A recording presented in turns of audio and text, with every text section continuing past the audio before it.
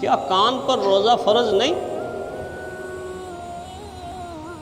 کان پر بھی روزہ فرض ہے۔ اب کان تو کھا پی نہیں سکتا، پھر کان پر کون سا روزہ فرض ہے؟ کان پر روزہ فرض ہے کہ جب رمضان کی پہلی تاریخ ہوگی، پہلا روزہ ہوگا، تو کان اول تو پہلے ہی ان کاموں سے رک چکا ہوگا، اور مومن کا کان تو وہ ہے جو رک جانا چاہیے سارے سال میں۔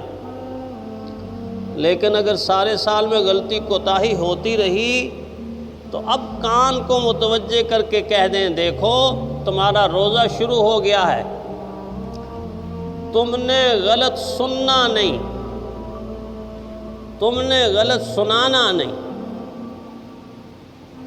تم نے حرام سننا نہیں، تم نے حرام سنانا نہیں۔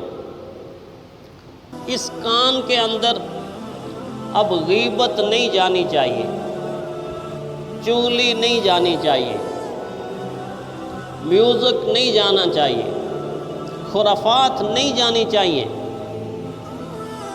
تمام تر وہ چیزیں جو شریعت نے حرام کی ہیں سننے کے طور پر، ان میں سے ایک چیز بھی اگر کان کے اندر چلی گئی تو وہ ایسا ہی ہے جیسا آپ نے پانی کا گھونٹ پی کے منہ اور معدے کے روزے کو توڑ دیا، اسی طرح آپ نے حرام سن کے کان کے روزے کو توڑ دیا، کان کا روزہ ختم ہو گیا۔ زبان کا روزہ، اب اس زبان سے جب گفتگو ہو بس اس سے سچ کی روشنی نکلتی رہے، حق کی روشنی نکلتی رہے، اس سے غیبت بند ہو جائے، اس سے چغلی بند ہو جائے، اس سے بہتان بند ہو جائے، اس سے گالی گلوچ بند ہو جائے، اس سے طعنہ بند ہو جائے، اس سے نفرت کی بات بند ہو جائے۔ اگر یہ ساری چیزیں بند ہو گئیں تو اس کا روزہ مکمل ہو گیا، اور اگر ان ساری چیزوں میں سے کوئی ایک چیز بھی اس زبان سے ادا ہو گئی تو زبان کا روزہ کم از کم ختم ہو، زبان کا روزہ باقی نہیں رہا۔ اپنے وجود کو مخاطب کر کے کہیں روزہ تم پر فرض ہے، ہاتھوں کو کہیں تم میں تم بھی آتے ہو۔ اگر اس ہاتھ سے کسی کے ساتھ زیادتی ہو گئی، ظلم ہو گیا، اس ہاتھ سے رشوت لے لی یا اس ہاتھ سے رشوت دے دی، اس ہاتھ سے سود لے لیا یا اس ہاتھ سے سود دے دیا، یا اس ہاتھ سے کسی پر ظلم کر دیا، یا یہ ہاتھ کسی معصوم پر اٹھ گیا، تو ہاتھ کا روزہ ختم ہو گیا، ہاتھ کا روزہ باقی نہیں رہا۔ آپ اپنے دل کو مخاطب کر کے کہہ دیں کہ روزہ تم پر فرض ہے کا مطلب یہ ہے کہ تم پر بھی فرض ہے، اس پر بھی فرض ہے۔ اگر اس میں کسی کی بدگمانی آ گئی، اس میں کسی کے خلاف نفرت آ گئی، اس میں کسی کا بغض آ گیا، کینہ آ گیا، اور خاص کر اس میں کسی کے لیے حسد آ گیا، حسد کی آگ بڑی سخت آگ ہے، جس طرح دوزخ کی آگ بہت سخت آگ ہے نا، حسد کی آگ بھی بہت سخت آگ ہے۔ دوزخ کی آگ کی ایک چنگاری اگر نکل آئے تو دنیا میں کچھ نہیں بچے گا۔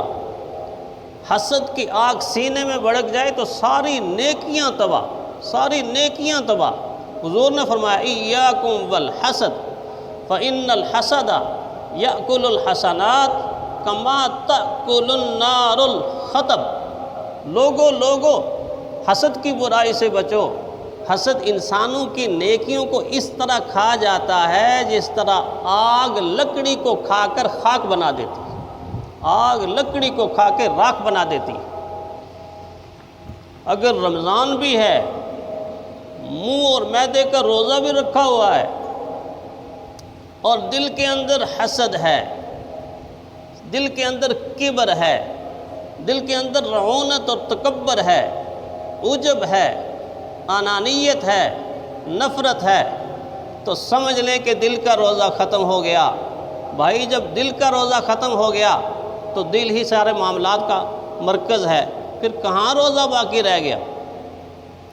حضور نے تو زبان کے روزے کے خاتمے کے اوپر سارے روزے کے خاتمے کا اعلان کر دیا۔ فرمایا جو انسان بھوک برداشت کرتا ہے، پیاس برداشت کرتا ہے، جھوٹ بولنا نہیں چھوڑتا، اس کی بھوک اور پیاس کی اللہ کو کوئی غرض نہیں۔ اللہ کو کوئی غرض نہیں ہے کہ سارا دن بھوکا ہے، پیاسا ہے، ادھر سے جھوٹ بول رہا ہے۔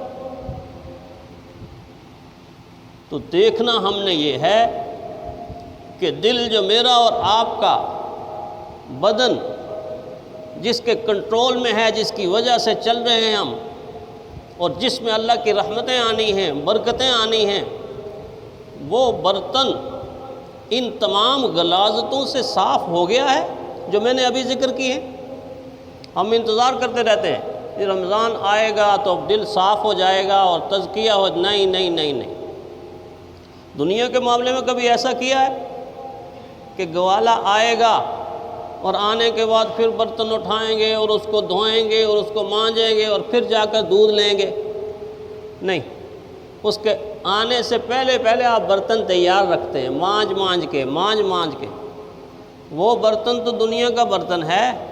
اس برتن کے لیے تو اللہ نے 7 قسمیں کھائی ہیں، 7 قسمیں کھائی ہیں۔ والشمس وضحاها والقمر اذا تلاها والنهار اذا جلاها والليل اذا يغشاها والسماء وما بناها والارض وما طحاها ونفس وما سواها فالهمها فجورها وتقواها۔ اتنا کہنے کے بعد قد افلح من زکاها، قد افلح من زکاها، کامیاب وہ ہو گیا ہے کہ جس نے اپنے برتن کو مانج لیا ہے، برتن کو صاف کر دیا ہے، برتن کو چمکا دیا۔ جب تک برتن چمکے گا نہیں، صاف نہیں ہوگا، ایک رمضان نہیں سینکڑوں رمضان میری اور آپ کی زندگی میں گزر جائیں، ایک قطرہ رحمت کا بھی دل کے اندر نہیں جائے گا۔ اس کی مثال بارش کی طرح، بارش موسلادھار برس رہی ہے، لیکن اس بارش سے زرخیز زمین میں ہریالی آ گئی، نباتات اگائے، اناج اگائے، فروٹ اور سبزیاں اگائیں، لیکن پتھر ہی رہا، پتھر پہ بھی پڑی ہے، لیکن پتھر نے بارش کے اثر کو قبول نہیں کیا۔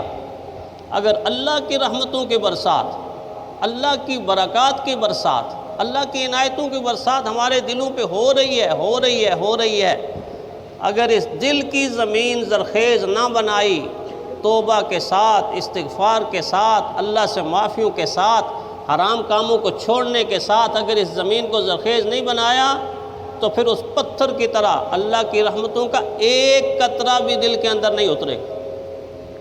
دل کو مزکہ کرنا پڑے گا، دل کو چمکانا پڑے گا، آئینہ بنانا پڑے گا۔ آئینہ بنتا ہے جب لاکھ رگڑے کھاتا ہے دل، لاکھ رگڑے کھاتا ہے دل۔ کس طرح اپنی دیچکی کو مانجتے ہیں؟ ایسے۔ کس طرح اپنے برتن کو مانجتے ہیں؟ صابن لگا کے، سرف لگا کے، کیمیکل لگا کے کلی کرتے ہیں۔ تو اسی لیے آئینہ بنتا ہے جب لاکھ رگڑے کھاتا ہے دل۔ کون سے رگڑے؟ سبحان اللہ، الحمدللہ، اللہ اکبر، لا الہ الا اللہ، صلی اللہ علیہ وسلم۔ یہ دل کے چمکانے کا سامان ہے۔ آئینہ بنتا ہے دل جب لاکھ رگڑے کھاتا ہے دل۔ کچھ نہ پوچھو، بہت ہی مشکل سے دل بنتا ہے دل۔ دل کو جب تک دل نہیں بنائیں گے، ماہ رمضان کی برکات اس میں نہیں سما سکیں گے۔ ہم خسارے میں رہیں گے، ہم نقصان میں رہیں گے۔